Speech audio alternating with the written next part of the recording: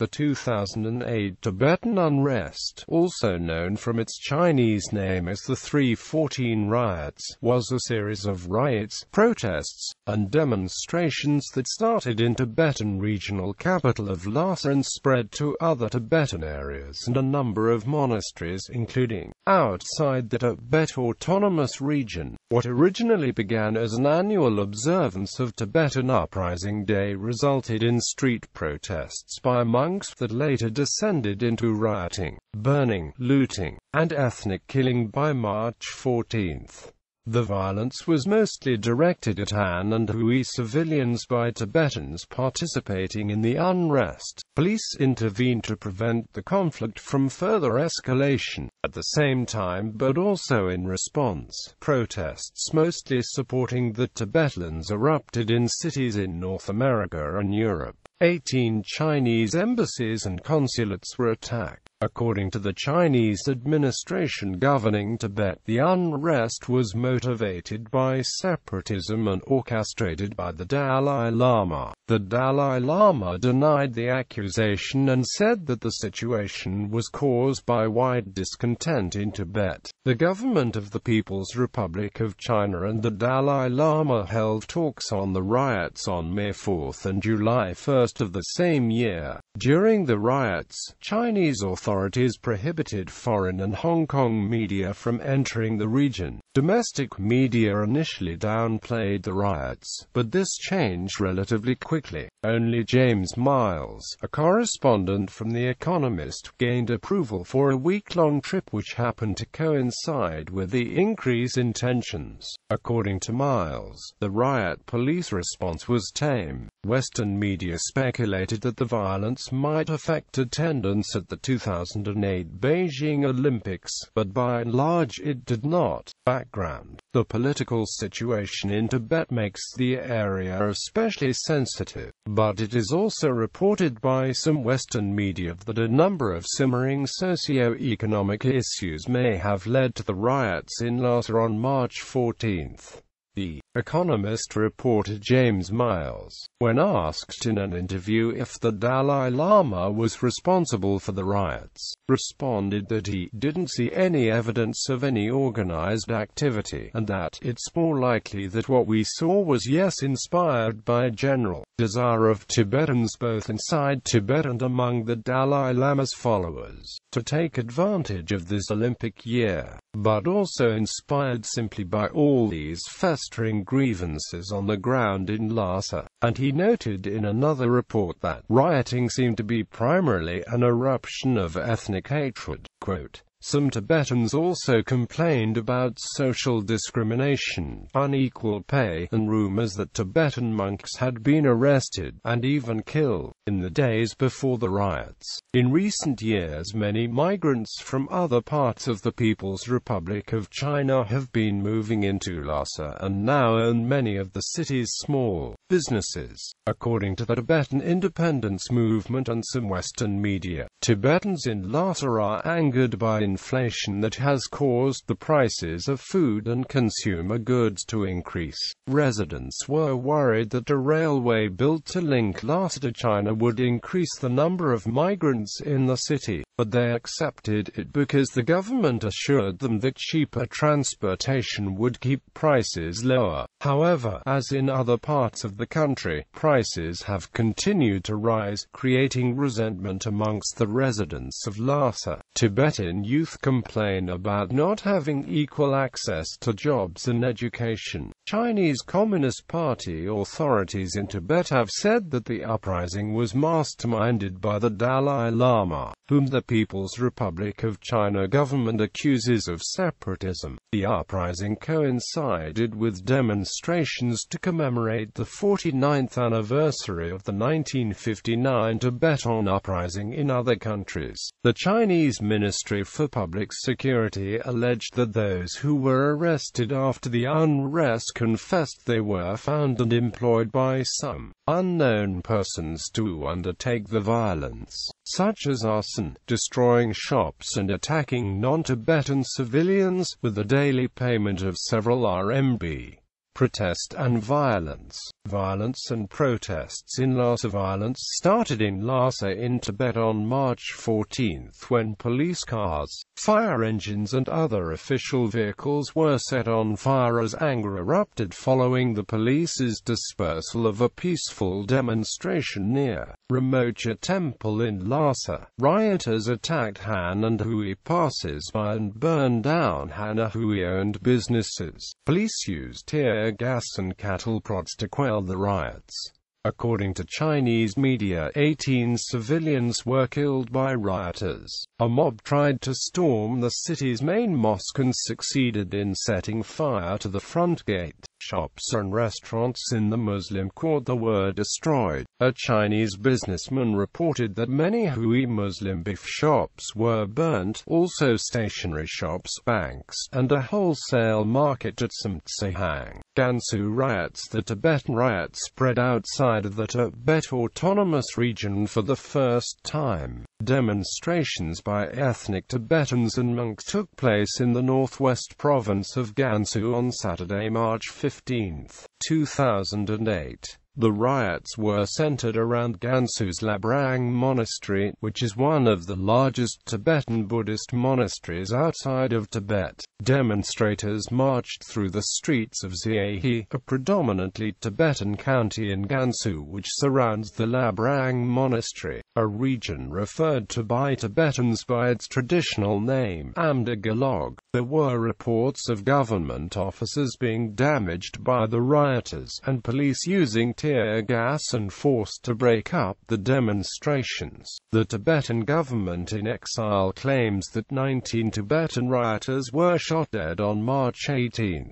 Little is known about Han and Hui deaths. China's Xinhua news agency reported the cost of damage in Gansu at an estimated 230 million yen. Qinghai protests. Chinese authorities have reportedly arrested 12 Tibetan monks after an incident in the historic region of Rebkong, which is located in the Huangyuan Tibetan Autonomous Prefecture in Qinghai. Chinese security forces have reportedly surrounded the Didsa Monastery in Buyan County. Qinghai Province borders Tibet and has a large Tibetan population. The Swiss newspaper Neue Zeitung published an account by a foreign journalist who managed to travel in the region of Xining at the end of March. According to the reports, Tibetan teachers were receiving intimidation calls from the Public Security Bureau. Passports belonging to Tibetans were confiscated to prevent traveling abroad, and foreign residents were informed about the possible expulsion in case they got involved in Tibetan independence activism.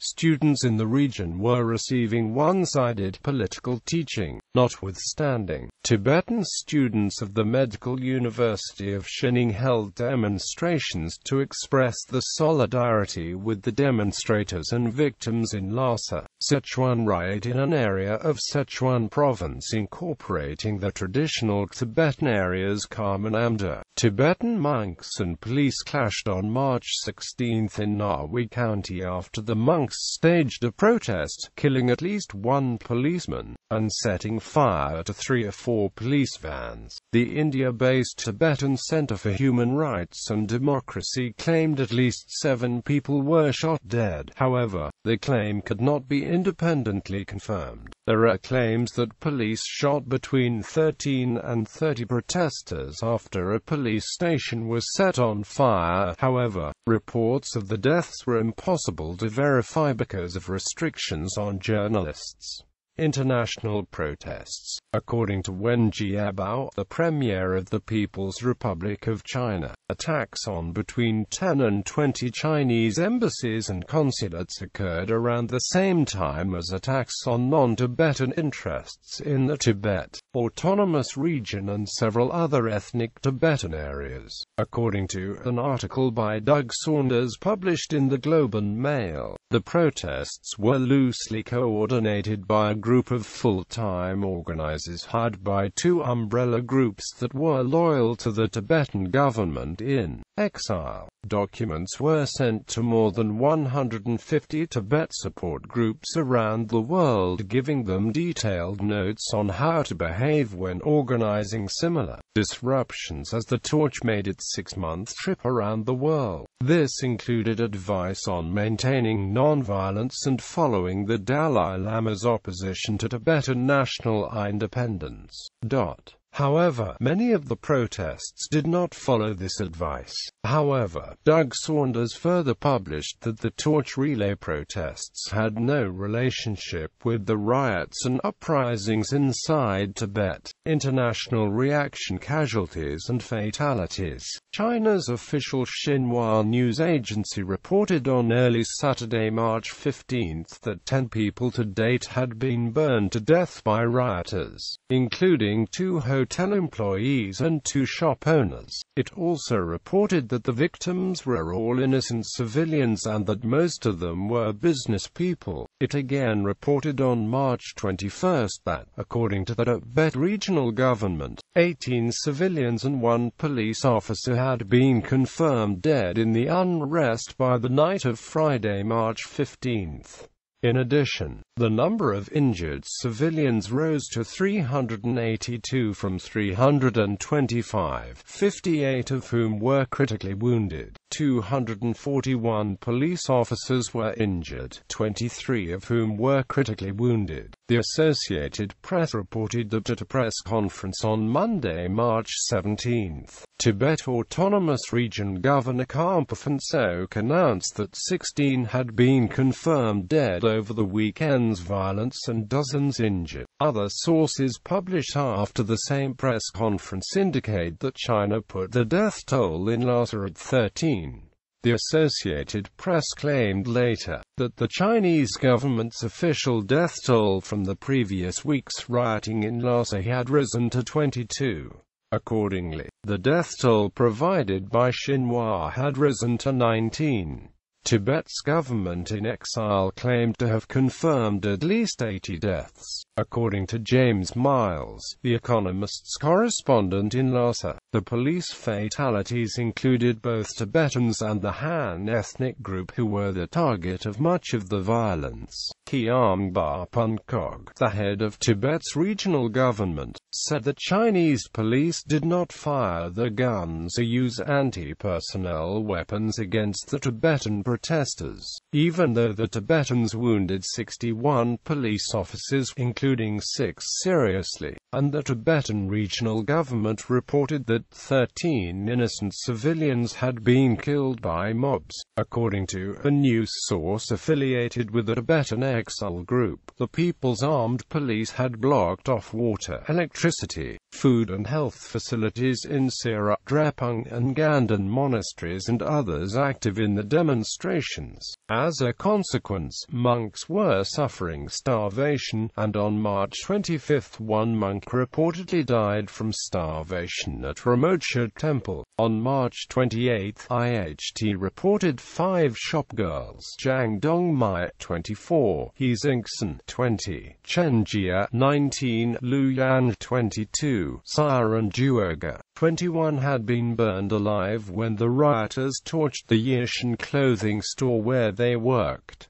The IHT article noted Siren Duerga was Tibetan. On April 5, the Tibetan Center for Human Rights and Democracy stated that the Chinese authorities arrested over 2,300 Tibetans from various parts of Tibet. According to the Tibetan government in exile, more than 140 people were killed in the crackdown on recent unrest. On April 18, in an interview to Canadian journalists, it was was reported that the Dalai Lama said that since the beginning of the demonstrations in Tibet at least 400 people had been killed and thousands of others arrested. The Tibetan Center for Human Rights and Democracy reported that a Tibetan woman, 38, who was involved in peaceful protests on 16 and March 17, 2008 in Naba County, died after being tortured in a Chinese prison. Following her release, the government hospital, possibly under the influence of local Chinese authorities, had refused to admit her. Media coverage. Western media accused Chinese officials of trying to contain information about the unrest and play down protests. According to The Guardian correspondent Tanya Brannigan, the government blocked foreign broadcasters and websites and denied journalists access to areas of unrest. Video sharing websites like YouTube, the entire The Guardian website, portions of the Yahoo portal, and sections of the Times website had been restricted. Conversely, the Chinese media accused Western media of reporting with inaccuracy and little independent cross-checking. The Chinese newspaper China Daily reported that there had been bias in the Western media's coverage of the rioting in Tibet, including deliberate mispresentation of the situation. The newspaper pointed out Western media sources such as The Washington Post used pictures of baton-wielding Nepalese police in clashes with Tibetan protesters in Kathmandu, claiming that the officers were Chinese. The article stated that Chinese citizens had been angered by what they saw as biased and sometimes dishonest reporting by Western media. There was also criticism of CNN's use of a particular cropped picture. John Voss, who reported this story, responded to the criticism saying, "Technically it was impossible to include the crashed car on the left." However, CNN later replaced the image with one that was cropped differently. On March 24, 2008, the German TV news channel RTL disclosed that one photograph depicting rioters had been erroneously captioned. Separately, another German station, NTV, admitted that it had mistakenly aired footage from Nepal during a story on Chinese riots. AFP further reported that Chinese students abroad had set up a website, namely Anti-CNN, to collect evidence of one-sided and untrue foreign reporting. Media companies accused of falsified reporting include CNN, Fox News Channel, The Times Online, Sky News, Spiegel Online and the BBC. Spiegel Online has rejected the accusations in an article. According to the New York Times, CNN apologized on May 18 over some comments made on April 9. China's alleged downplaying of the event soon ended. Riots against non-Tibetans began on Friday, March 14. Chinese TV channels aired hours of anti-Chinese riots in Lhasa and the aftermath. Employees at the state television service CCTV's English service were instructed to keep broadcasting footage of burned-out shops and Chinese wounded in attacks. As of March 18, 2008, no footages of demonstrators acting peacefully were shown. China's Communist Party newspaper, The People's Daily, called on the government to resolutely crush the Tibet Independence Forces conspiracy and sabotaging activities. The People's Daily also accused the Dalai Lama and the Central Tibetan administration of orchestrating the protests in its commentary. Yahoo China have published Most Wanted poster across its homepage to help China police to catch 24 Tibetans. MSN China has published the same list as well, to counteract what the Chinese government called biased Western reporting on the crisis. Foreign journalists were allowed to access the region again. Agence France Presse and Deutsche Welle reported that the Chinese government has allowed a small group of foreign journalists on a tour of Tibet. These reporters included those from the American Wall Street Journal, USA Today, Britain's Financial Times, Japan's Kyodo News Agency, Agency, KBS of South Korea, and Arab broadcaster Al Jazeera. However, on March 27 in Lhasa, a riot by a group of monks from the Jokang monastery disrupted a media tour organized by Chinese authorities through Lhasa. The tour was the first opportunity given to selected foreign journalists to enter Tibet after the de facto ban on foreign reporters. The delegation was composed of journalists from the Wall Street Journal, the Financial Times, USA Today, the Arabic news station Al Jazeera, and the Associated Press.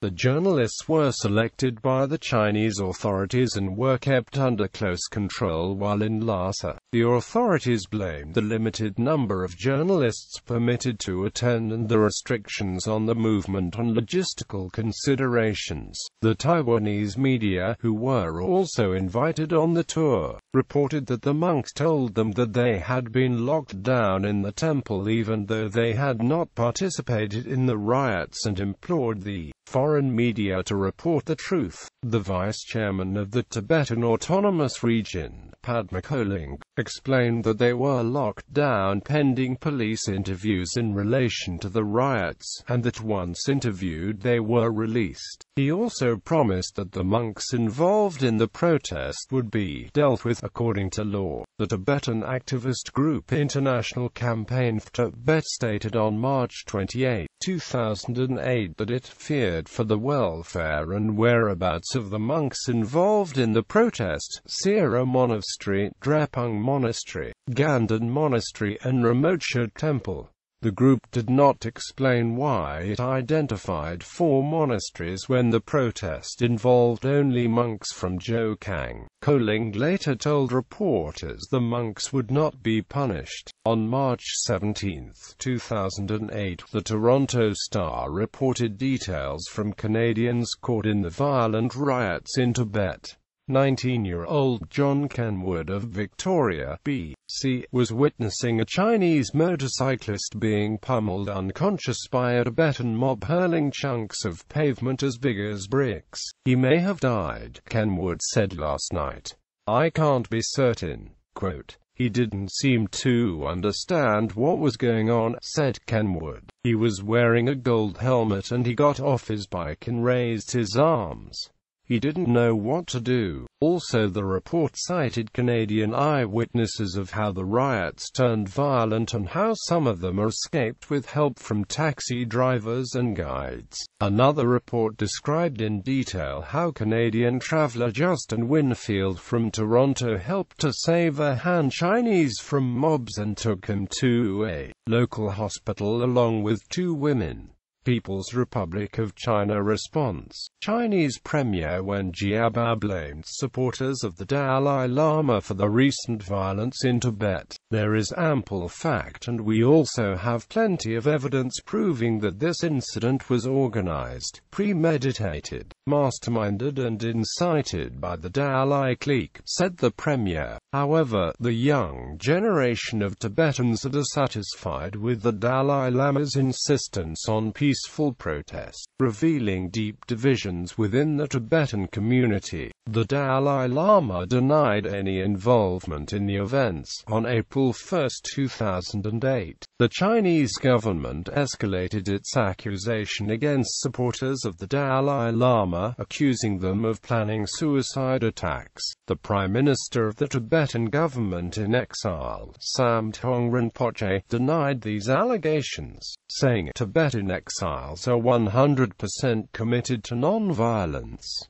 There is no question of suicide attacks. On March 31, 2008, the PRC state-owned news agency Xinhua published what it claimed to be an account of the process by which the Dalai Lama allegedly masterminded the riots. Key claims include that 5 groups associated with the government in exile recruited agents for the Tibetan People's Great Uprising in India in February, that 101 agents sent from Dharamshala were instrumental in organizing the protests and riots, that the government in exile directly funded the protests, and that the Tibetan Youth Congress intends to conduct an armed guerrilla campaign in China. The West Australian reported that Chinese forces claimed to have found semi-automatic firearms hidden throughout a temple in Nawa Prefecture, in an ethnic Tibetan area of southwestern China which had been the scene of anti-Chinese riots in recent weeks. Police officers told state television they were modified semi-automatic weapons. Riot actions. The People's Republic of China responded by deploying the People's Armed Police. The BBC reported seeing over 400 troop carriers mobilizing into Tibet, which would represent a deployment of up to 4,000 troops. The Chinese authorities ordered all Hong Kong and foreign journalists to leave Lhasa. According to General Yang Deping, regular military troops from the People's Liberation Army were not deployed. Chinese authorities were also reportedly concerned that the Tibetan protests could embolden activists in restive Xinjiang province to organize street protests as well. The Chinese-backed Panchen Lama, Jiankan Norbu, condemned the unrest, saying, "The rioters' acts not only harmed the interests of the nation and the people, but also violated the aim of Buddhism. We strongly condemn the crime of a tiny number of people to hurt the lives and properties of the people, in addition to sealing off monasteries." An eyewitness at Sira Monastery identified as John claimed they were grabbing monks, kicking and beating them. In Nahui County, Sichuan, police fired at the crowd after the rioters had burned down government buildings including the local police station, destroyed public and private vehicles including police cars, stabbed police officers with swords, and finally attempted to take firearms from the police, and after the police fired warning shots to no avail. The government claimed that the police acted in self-defense. According to the Chinese government, 4 protesters were wounded, and 18 innocent civilians, along with a police officer, were killed. In contrast, the Tibetan government in exile claimed there were at least 99 deaths across the region. PRC in Dalai Lama Dialogues. On March 19, 2008, Premier Wen Jiabao condemned the Dalai Lama's alleged role in the riot, but said the door for dialogue remained open if he renounced Tibetan independence, and if he recognizes Tibetan Taiwan as inalienable parts of the Chinese territory. The Dalai Lama has repeatedly stated he seeks autonomy, not independence, citing the need for Tibet to develop as a modern nation. On May 4, 2008, 2 representatives of the PRC government, Zhou Weiqin and Sita, met with 2 representatives of the Dalai Lama, Lord Iguri and Kelsang Yaltsen, in the southern Chinese city of Shenzhen. The 2 sides exchanged views and agreed that a further round of talks should be held at an appropriate time. Plans for the meeting had been announced by the Xinhua news agency on April 25, 2008, and was confirmed by the Dalai Lama's spokesman. This was the first high-level dialogue between the Dalai Lama's representatives and the PRC government since the March unrest, and was the continuation of a series of talks between the Chinese government and the Dalai Lama's representatives, including his immediate family and close aides. During the Shenzhen meeting, a second meeting was scheduled for June 11, 2008.